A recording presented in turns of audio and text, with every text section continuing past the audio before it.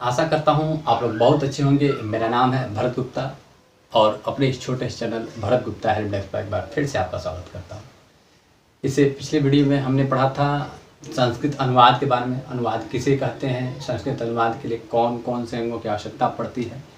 अगर आपने वीडियो नहीं देखा है तो उसका लिंक आपको डिस्क्रिप्शन मिलेगा या फिर आपको आई बटन पे भी मिल जाएगा। ठीक, आप प्लेलिस्ट में भी जाकर देख सकते हैं। आज यह दूसरा उसका भाग है। आइए अनुवाद सीखते हैं संस्कृत का।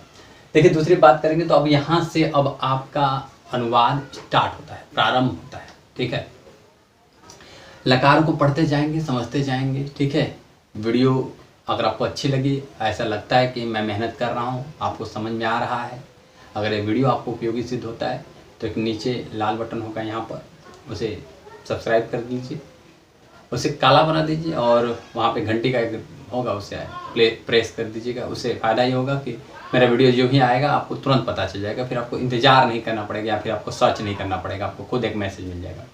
बाकी आप स्वयं समझदार हैं। अगर आपको लगता है कि मेहनत नहीं लगती तो कोई बात नहीं, चलिए स्टार्ट करते हैं।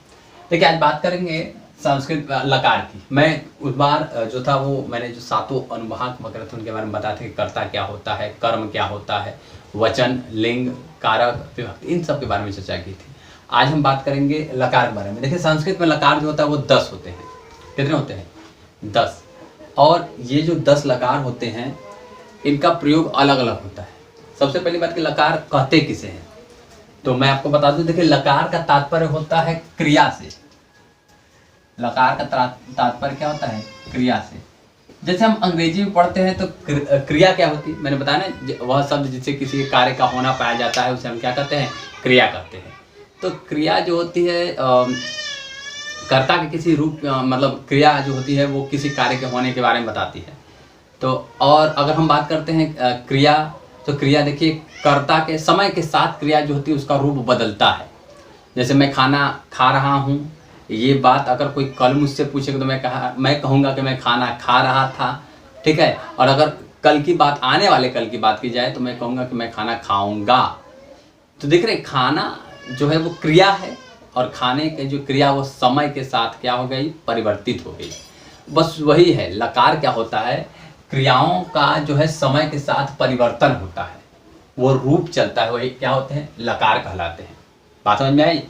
जैसे वर्तमान के लिए कुछ चलेंगे, कुछ भूतकाल के लिए चलेंगे, कुछ भविष्य के लिए चलेंगे, कुछ आज्ञा वाज्ञा की बात जहाँ पर होगी उसकी बात करेंगे। ठीक है, देखिए संस्कृत हड़बड़ी वाली चीज़ नहीं है, इत्मीनान से सीखेंगे तभी आएगा। ठीक है, धीरे धीरे चलते रहिए और मैं सारा सिलेबस कवर करके लेके चलूँगा। आपको कोई आवश्यकता नहीं पड़ेगी किसी अन्य वीडियो या किसी अन्य माध्यम के पढ़ने की। देखिए, यहाँ पर संस्कृत में जो लकार होते हैं वो 10 होते हैं। हाँ, आपने आज तक 5 लकार ही पढ़ा होगा, मुझे पता है, सुना होगा भले नाम, लेकिन मैं आज आपको 10 लकार के बारे में बताता हूँ। देखिए, पहला लकार होता है हमारा लट लकार। ठीक है, देखिए जो एकेडमिक करियर, मतलब कि जैसे कक्षा 10 कक्षा 12 की मैं अगर बात करूं तो कक्षा 10 और कक्षा 12 में 5 लकार ही आपके लिए काफ़ी है।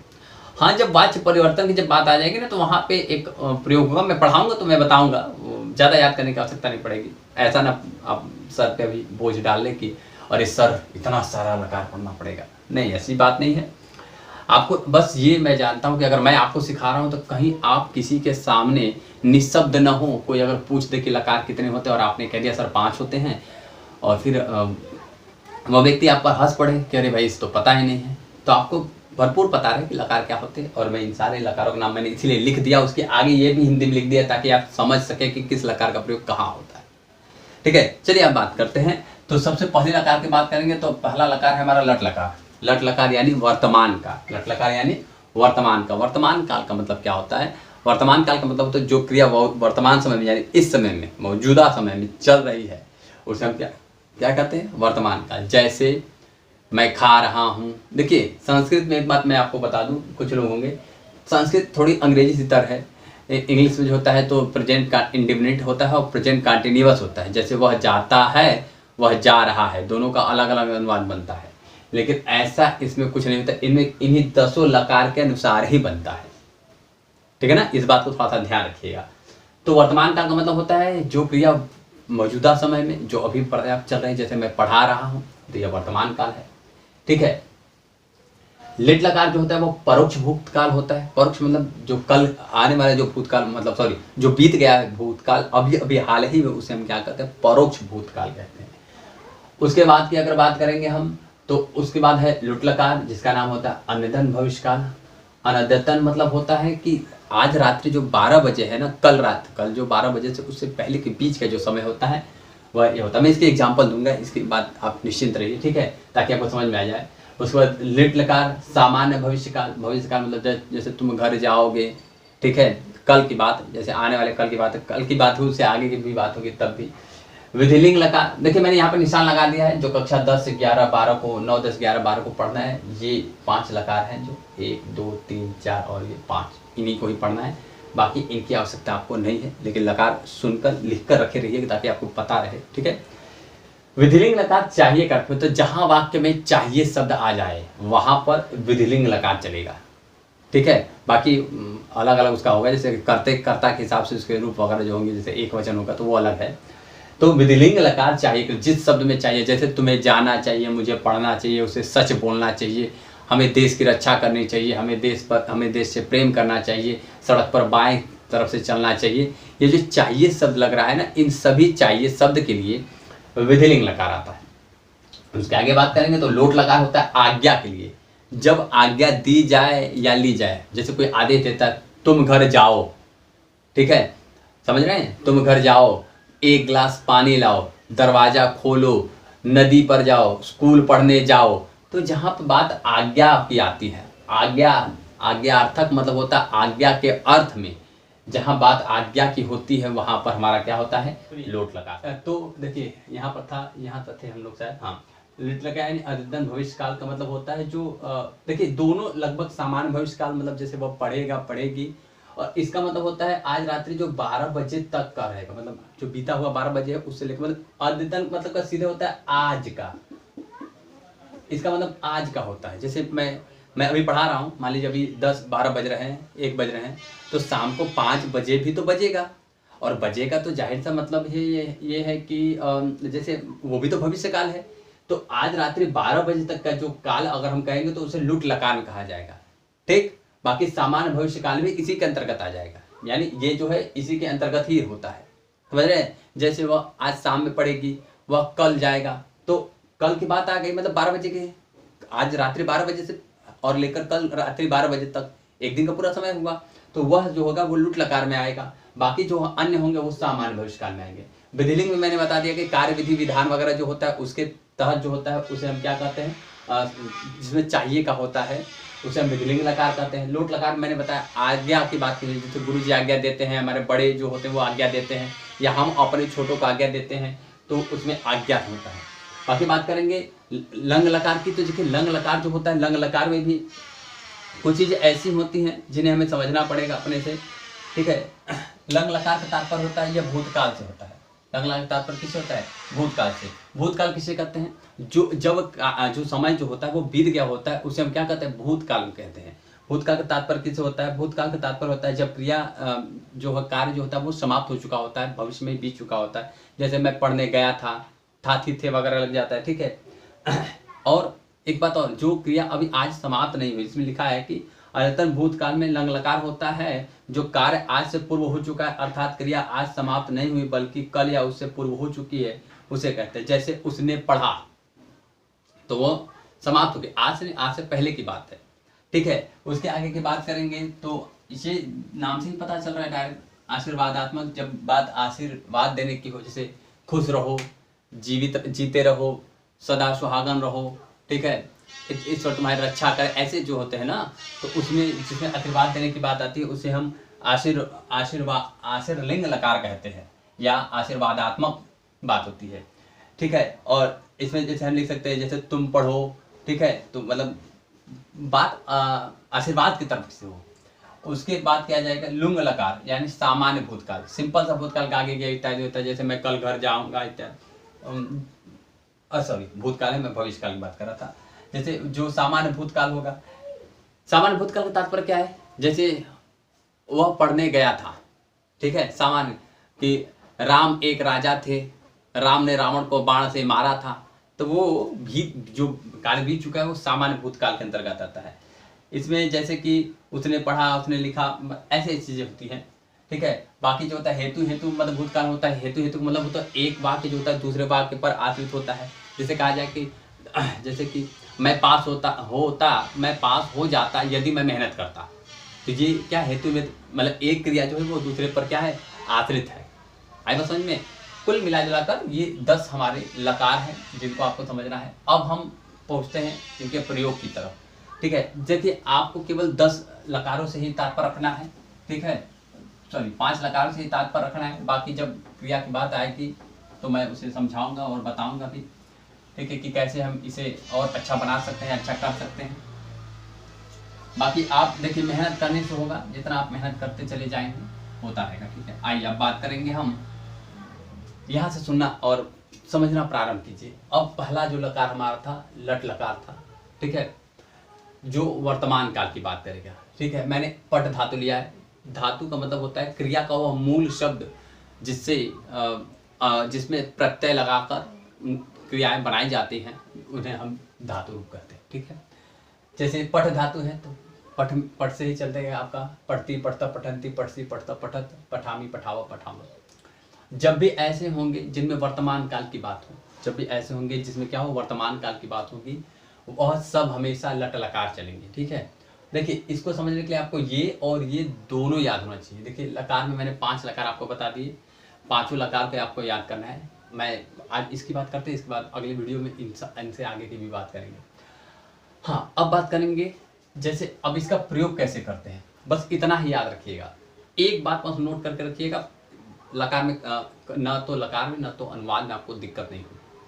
अगर आपने कर्ता पहचान लिया, सबसे प्रमुख बात होती है हमारी कर्ता पहचानने की, कि अगर आपने कर्ता पहचान लिया तो जाहिर सी बात है सीधे सीधे कि कर्ता जिस वचन और जिस पुरुष का होगा, हमारी क्रिया भी उसी वचन उसी पुरुष की होगी। कर्ता 9 है, 1 2 3 4 5 6 7 8 9, जितने भी आपको अनुवाद के लिए आएंगे सभी कर्ता इसी में निहित होंगे। मैं अभी बनाऊंगा और समझाऊंगा, तब तक फिलहाल भी देखिए। और 9 हमारी क्रियाएं भी होती हैं। किसी भी लकार में आप चले जाएंगे, जब भी लकार में आएंगे तो जैसे कि अगर यहाँ पर लट लकार है, फिर लोट लकार, लिंग लकार, विधिलिंग लकार, ये सारे जो जितने भी लकार आएंगे सब में ऐसे 9 क्रियाएं मिलेंगी आपको। तो केवल जिस कर्ता का यानी जिस वचन जिस कारक का हमारा कर्ता होगा, सॉरी जिस वचन और जिस पुरुष का हमारा कर्ता होगा, हमारी क्रिया भी उसी वचन उसी पुरुष की होगी। बस इस बात का ध्यान रखना है। तो चलिए सबसे पहले बात करते हैं। जैसे मैं अगर 1-2 वाक्य मैं लिखता हूँ और आपको बताने की कोशिश करता हूँ, और आप बस इस पे याद रखेंगे हमारा कर्ता आपने पहचान लिया तो आपका वाक्य बन जाएगा। जैसे देखिए यहाँ पर दिया है सामान लिखा है कि जैसे रमेश पढ़ता है, हमने लिखा रमेश पढ़ता है। अब एक और वाक्य में लिखते हैं, जैसे लिखा है कि वे दोनों पढ़ते हैं, वे दोनों पढ़ते हैं।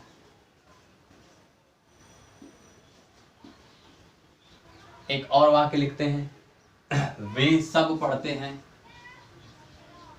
इस सामान्य से सब वाक्य मैंने इसलिए ताकि आप इत्मीनान से पढ़ सके इसे और आसानी से आपको समझ में आ सके। वे सब पढ़ते हैं। उसके बाद बात करेंगे जैसे यूं करता कि मैंने यहाँ पर कुछ नहीं किया, जैसे रमेश है, रमेश की जगह हम चाहे तो वह भी लिख सकते हैं, ठीक है। अब हमें पहचानना है इसमें, देखिए जैसे हिंदी होता है या जैसे अंग्रेजी होता है, सबसे पहले कर्ता लिखा जाता है, फिर सहायक क्रिया, फिर मुख्य क्रिया, फिर कर्म इत्यादि वगैरह। तो उसी तरह आपको इसमें भी लिखना है। देखिए ध्यान दीजिएगा, बस इतना ही बात अगर आपने ध्यान रखी है तो फिर इत्मीनान से बन जाएगा। अब इसमें हमारा कर्ता कौन है, तो अगर आपको कर्ता पहचानने नहीं आता है, हालांकि वाक्य तो छोटा है तब तो आराम से पहचान लेंगे, अगर आप कर्ता पहचानने नहीं आता तो एक ही काम करिएगा। वो क्या करेंगे, वो ये करिएगा कि जो हमारी क्रिया होगी उसके सामने आप कौन लगा दीजिएगा, कौन शब्द। जैसे यहाँ पर हमने लिख दिया कौन, ठीक है। अब लिख देंगे कौन और पढ़ना शुरू कीजिए। कौन की बात फिर से पढ़ते हैं, कौन पढ़ता है, रमेश नाम आया। उसी तरह से देखिए कौन पढ़ते हैं, वे दोनों, कौन पढ़ते हैं, वे सब। तो जो नाम या जो भी शब्द उत्तर में आएगा कौन के, वह हमारा कर्ता कहलाए। मैं बातों को घुमा कर भी लिख सकता हूँ, और आप कर्ता पहचान जरा ध्यान दीजिएगा, मैं थोड़ा अलग वाला वाक्य लिख रहा हूँ, आप पहचानिएगा कर्ता है। जैसे जैसे कुछ लोग कहेंगे कि भाई शुरू में ही कर्ता होता है, रावण को राम ने बाण से मारा। ठीक, एक मैं और लिख देता हूं, जैसे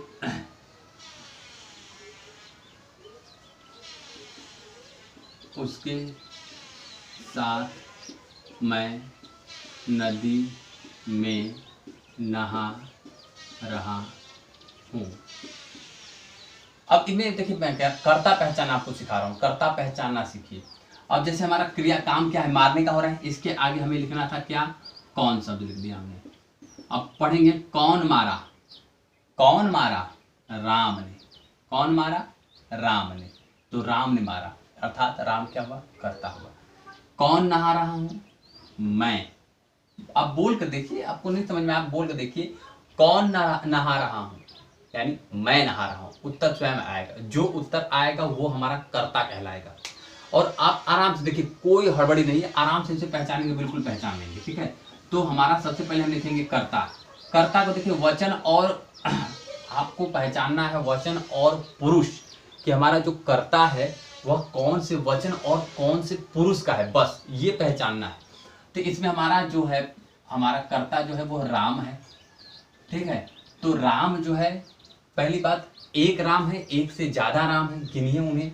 तो इसमें बात एक ही लिखी है, सॉरी रमेश है इसमें कर्ता, तो रमेश एक है, एक ही रमेश है। अगर दो रहता लिखा होता है दो रमेश, या बहुत ज्यादा होता है तो एक से ज्यादा भी, हालांकि का बहुवचन रमेश का बनता नहीं है। ठीक है, अब बना कहता रमेशों कह सकते हैं, वो अलग बात है। तो हमारा रमेश एक है, इसलिए रमेश एक ही होगा, अर्थात एक का तात्पर्य क्या हुआ, एक वचन। अब जरा इसमें पहचानेंगे, एक तो बात होगी कि एक वचन में है, तो एक वचन में कौन से एक वचन, देखिए एक वचन ये भी है, एक वचन ये भी है, एक वचन ये भी है, तीनों तो एक वचन ही है ना, ये तीनों द्विवचन है, ये तीनों बहुवचन है। आपको पहचानना है कि इनमें से कौन सा एक वचन होगा। तो देखिए ये बिल्कुल फिक्स है, इसमें केवल तुम की बात की जाएगी, और इसमें अहम यानी मैं, केवल मैं, इनके फिक्स, ये बदलते नहीं। लेकिन यहाँ पर वह, आपने सुना होगा कि जो रमेश है, रमेश यानी हमारी संज्ञा हुई, तो क्या हम संज्ञा के स्थान पर जो शब्द प्रयोग करते हैं उसे हम सर्वनाम कहते हैं, और यहाँ पर जो हमारा वह शब्द है वह सर्वनाम है, तो क्या हम रमेश को वह कह सकते हैं। और मैंने आपको पिछले वाले वीडियो में बताया था कि जब प्रथम पुरुष की जो बात होती है, प्रथम पुरुष में बदलाव होता है, और प्रथम पुरुष में जितने भी नाम होंगे या अन्य सारी चीजें, ये देखिए ये नीचे के जो 6 हैं ये फिक्स रहते हैं, बाकी अन्य ये जो होता है इसमें अन्य में सब आ जाएंगे। समझ रहे मेरी बात, इसमें अन्य में सब आ जाएंगे।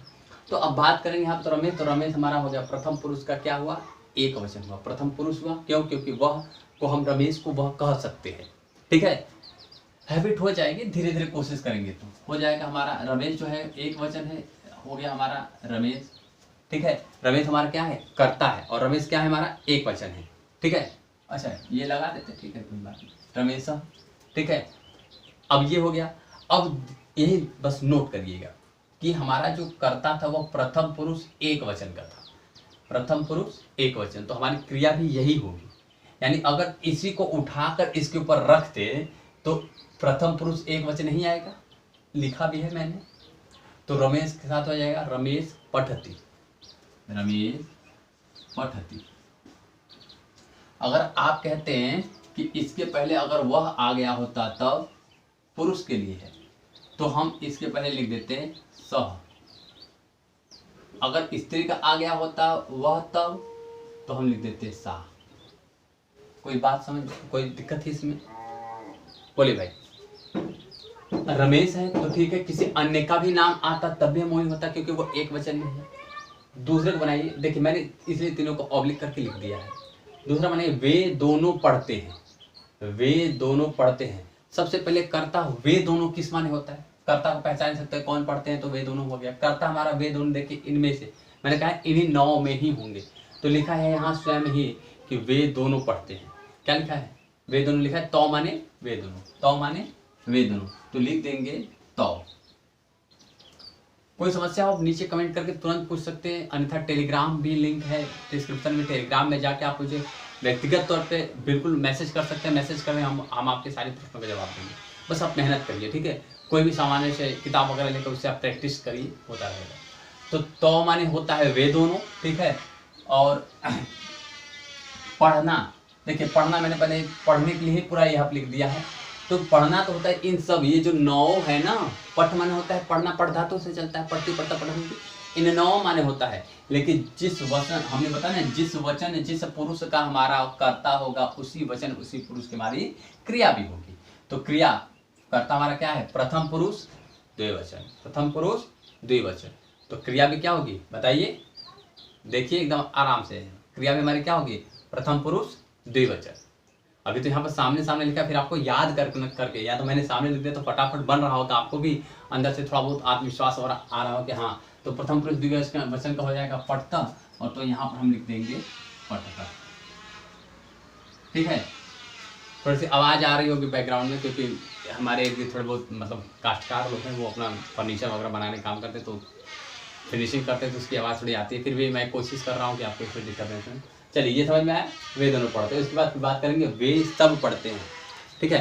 तो वे सब किस माने? वहाँ पे लिखा है ते, तो हो जाएगा ते माने वे सब। और क्रिया हमारी ऊपर से उठा लीजिए जहाँ से उन्होंने तो हमारा प्रथम पुरुष बहुवचन, तो प्रथम पुरुष बहुवचन क्या है हमारा? पठन्ति। आई बात समझ में? ऐसे और सारे एग्जाम्पल्स, इन सबको भी हम उसी तरह लिख सकते हैं। जैसे अब इसके लिए बनाएंगे, जैसे तुम होगा तो हम कोई वाक्य लिखते हैं, जैसे तुम पढ़ते हो, ये मैं ऐसे बनाता हूँ, थोड़ा सा ध्यान दीजिए। तुम पढ़ते हो तो हो जाएगा तुम माने होता है तुम, ऐसे लिखिए चाहे ऐसे लिखिए, कोई दिक्कत नहीं है, ठीक है। तुम पढ़ते हो तो तुम, और फिर क्या है हमारा? कर्ता कौन है? मध्यम पुरुष एक वचन, मध्यम पुरुष एक वचन। तो क्रिया की होगी मध्यम पुरुष एक वचन। क्या लिखिए वहां पर? पठसी लिखा है, हमने लिख दिया पठसी। फिर उसके आगे का भी देख लेंगे, तो उस क्रिया को हो जाएगा युवाम पढ़ता, माफ कीजिए पहले लिखना चाहिए तुम दोनों, ठीक है। अब जैसे हमने लिखा कि तुम दोनों पढ़ते हो, तुम दोनों पढ़ते हो, तो हो जाएगा तुम दोनों होता है युवाम माने, युवाम तुम दोनों पढ़ना, मध्यम पुरुष द्विवचन पढ़ता। मुझे उम्मीद है आप बना पा रहे होंगे। और भी बहुत सारे हैं, जितना ज़्यादा प्रैक्टिस करेंगे, देख लीजिए, अगर स्क्रीनशॉट लेना है तो ले लीजिए, ठीक है। और मैं लिख रहा हूँ, उसको बनाते चलेंगे, और मैं फिर और सारे प्रयोग भी इसके साथ बताते चलूँगा, जो ही आपका ये लकार सब समाप्त होगा, ठीक है। जहाँ तक आप लिख सकते हैं उसे लिखिए, लिख कर ही प्रैक्टिस करने से ही होता है, ठीक है। चलिए उसके आगे की बात करेंगे। तो बहुत देखिए एग्जाम्पल, प्रैक्टिस के लिए एग्जाम्पल्स ले लीजिए, जितने ज़्यादा एग्जाम्पल्स लेकर बनाएंगे आप उतना ही ज़्यादा आपको आएगा, ठीक है। उसके आगे देखिए इसमें दिया है, जैसे तुम दोनों, ये वाला हमारा हो गया। वहाँ बात करेंगे जैसे तुम सब पढ़ते हो। अब हम क्रिया भी बदल सकते हैं, क्रिया के लिए भी आप चिंता ना करें, क्रिया के लिए भी, क्योंकि क्रिया भी हम बदल सकते हैं। जैसे तुम, मैं अगर लिखना चाहूँ, अगर आपको लकार याद होगा तब, देखिए 5 लकार आपको याद करने ही है, ये बिल्कुल सही है, और करना पड़ेगा बिना याद के। एक बार किसी का भी 5 लकार याद कर लेंगे, पढ़ धातु का ही अगर आपने याद कर लिया तो उसी पर आप भू धातु हुआ, गम धातु हुआ, दृश्य धातु, ऐसे बहुत सारे धातु हैं, सब एकदम सेम टू सेम चलती है, आपको आराम से याद हो जाएगा। मैंने सिंपल के लिए यहाँ पर लिखा है, ठीक है। जैसे तुम सब पढ़ते हो, तो तुम सब होता है यूयम माने, हो गया यूयम, यूयम माने तुम सब। और हमारा कर्ता क्या है? मध्यम पुरुष बहुवचन, क्रिया भी हो जाएगी मध्यम पुरुष बहुवचन, पढ़ता पढ़ता। फिर इसके बाद इधर की बात करेंगे, मैं पढ़ता हूं, मैं पढ़ता हूं, तो मैं होता है अहम माने, हो जाएगा अहम, फिर हो जाएगा पठान, है ना। देखिए उत्तम पुरुष से। उसके बाद बात करेंगे हम दोनों पढ़ते हैं, हम दोनों पढ़ते हैं। अब हम इसकी बात करेंगे तो हम दोनों किस माने होता है? आवाम, तो हो जाएगा आवाम, क्या होगा? उत्तम पुरुष द्विवचन, पठाव।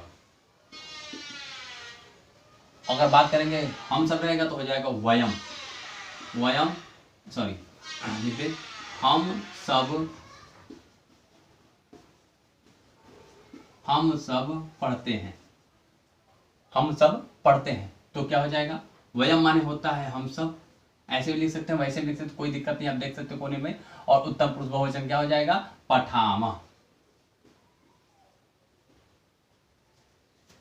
देख लीजिए, जिस वचन जिस पुरुष का हमारा कर्ता था, उसी वचन उसी पुरुष की हमने क्रिया रखी, बस यही सामान्य सा नियम हमने फॉलो किया।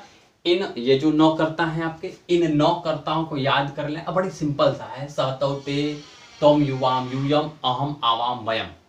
इसे भी याद करेंगे तो पढ़ती पढ़ता पठंती पठसी पढ़ता पठत पठामी पठाव पठामा। अगर गम धातु पे चलाएंगे तो गच्छति गच्छता गच्छन्ति गच्छसी गच्छता गच्छत गच्छामी गच्छावा गच्छामा। अगर दृश्य धातु चलाएंगे तो हो जाएगा दृश्यति दृश्यता दृश्यन्ति, या पश्यसी पश्यता पश्यन्ति पश्यसी पश्यत पश्यत पश्यामी पश्यावा पश्याम। इत्मीनान से चल जाएगा, कोई दिक्कत नहीं है। भव धातु पे भी चलाएंगे तब हो जाएगा भवती भवता भवंती भवसी भवता भवत भवामी भवावा भवामा। यानी कुल मिलाकर एक अगर आप रूप याद लकार अगर एक याद कर लेते तो उस पर आप किसी भी क्रिया का चला सकते हैं, और मैं आपको बताऊंगा भी इतने। ठीक है, बात समझ में आ रही है? तो देखिए ऐसे ही आपको तैयार करना है। ठीक है, अब मैं बात करता हूं इनके वचन वगैरह बदल की बात करते हैं। ठीक है ना, इनके थोड़े वचन अब बदलते हैं और वचन बदलने के बाद देखते हैं कि कैसे चलता है। ठीक है, तो ये मैंने बता दिया सिंपल सा। अब देखिए इसमें बात क्या करेंगे, थोड़ा सा वचन बदलेंगे, मतलब कर्ता वगैरह जो होते हैं उनमें बदलेंगे, सिंपल सिंपल से कैसे कैसे होते हैं। ठीक है, ध्यान दीजिएगा। देखिए अंत तक वीडियो बने रहेंगे, आपको जरूर अच्छा मिलेगा। बीच में अगर भाग के चले जाएंगे भाई तो कुछ नहीं मिलेगा। और विद्या जो होती है विनयता प्रदान करती है, और विद्या जो है बड़ी धीरे धीरे आती है, एकाएक तो आती नहीं, मेहनत से ही आती है। एक बात ध्यान रखिएगा, जब 2 या 2 से अधिक कर्ता और शब्द के साथ जुड़े रहते हैं तो उसमें च लगता है। जो नोट करने योग्य बात रहेगा उसे आप नोट कर लेंगे। ठीक है, जैसे मैं अगर बात करता हूं सिंपल सा, ठीक है, जैसे एक सिंपल सा मैं आपको अनुवाद देता हूं, आप आराम से बनाइए। जैसे मैंने बोला आपको कि बालक जाता है, बालक जाता है। ठीक है, तो बालक है तो सिंपल बनाइए इसका, बालक जाना। देखिए अब इसी पर ही आप चलाएंगे, गम धातु चलाएंगे।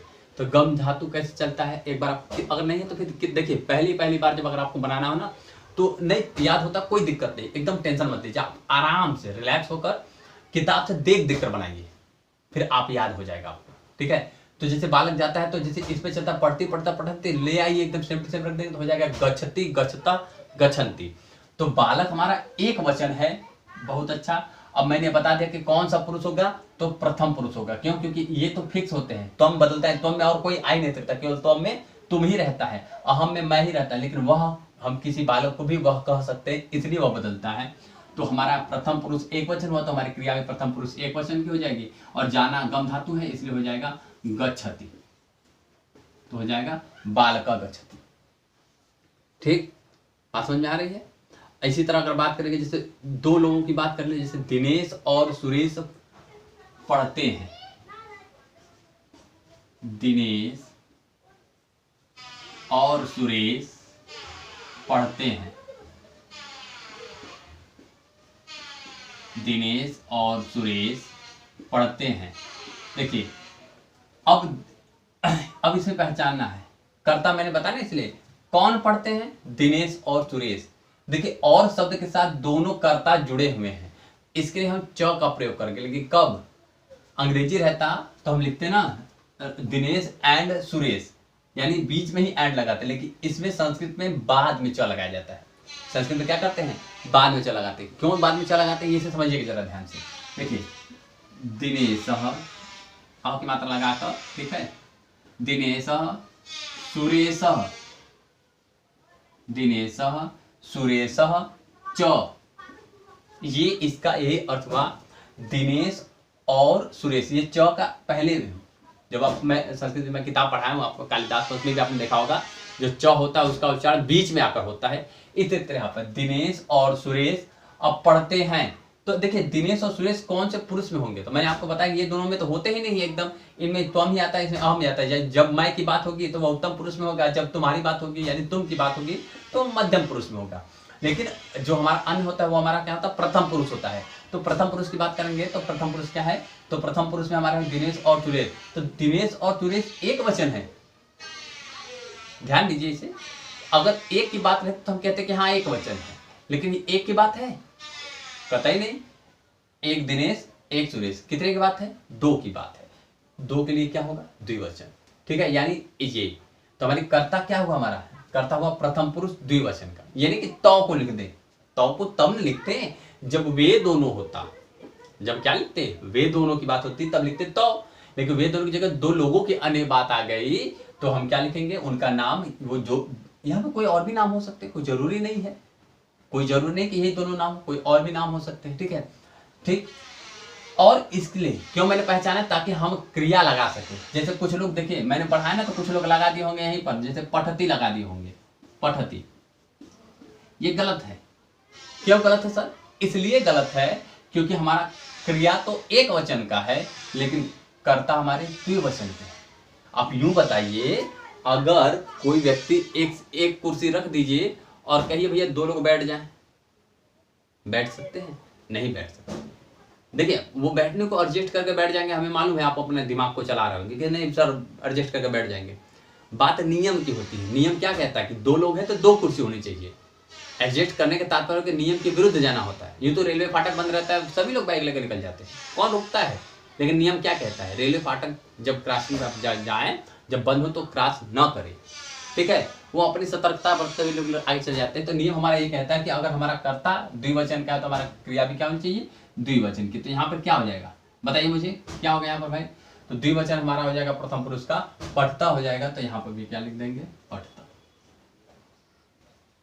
बात समझ में आई, बोलिए भाई, बात समझ में आई, ध्यान से देख लीजिए। ऐसे आप एक दो और वाक्य बना सकते हैं। जैसे मैं आपसे कहता हूँ लिखिए कि कबीर और मनीष एक साथ पढ़ते, कबीर और मनीष पढ़ते हैं, ऐसे ही बनाएंगे। या जाते हैं, मैंने बदल दिया तो इसको आप क्रिया को बदल देंगे, बाकी चीज वही रहेगी।